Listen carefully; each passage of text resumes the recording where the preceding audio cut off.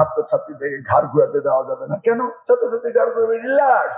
তার কি ঘাড় এরকম করে না পরীক্ষার সময়? আপনি করেননি? অনেক লেখার পরে এরকম করেন না? এরকম করিনি আমরা।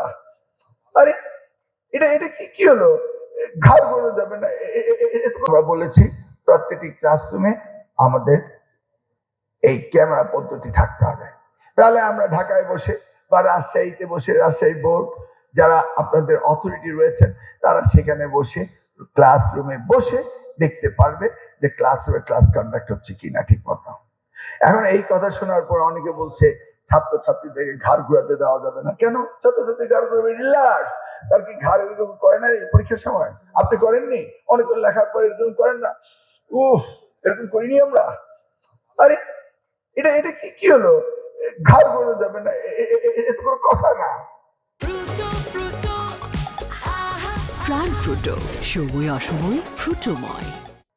আমরা বলেছি প্রকাল কিনা, শিক্ষক ঠিক মতো ক্লাস করে কিনা, ছাত্র ঠিক মতো মনোযোগ দেয় কিনা, এগুলিকে আমরা বিবেচনা আনবো। সেই সাথে পরীক্ষা হলে সিসি ক্যামেরা থাকবে এবং আমাদের দুশ্চিন্তা কমে গেল। কারণ আমাদের তো সেই আগের দিন নেই যে হঠাৎ করে হেলিকপ্টার নিয়ে হাজির হতে হবে, নাকি? সেদিন তো আর নেই। আমি ঘরে বসে যদি পৃথিবী দেখতে পারি, ঘরে বসে আমি ক্লাসরুম দেখতে পারবো না কেন? আমার এখন মনে প্রশ্ন হয়েছে, খাগড়াছড়ি প্রত্যন্ত অঞ্চলের একটা ক্লাসরুম আমি দেখতে চাই, আমাকে সেখানে যেতে হবে কেন?